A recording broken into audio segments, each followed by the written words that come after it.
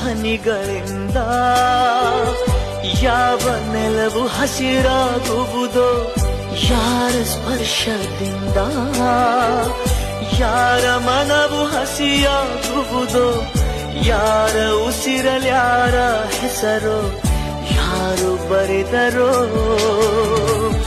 ಯಾವ ಪ್ರೀತಿ ಹೂವು ಯಾರ ಹೃದಯದಲ್ಲರಳುವುದೋ,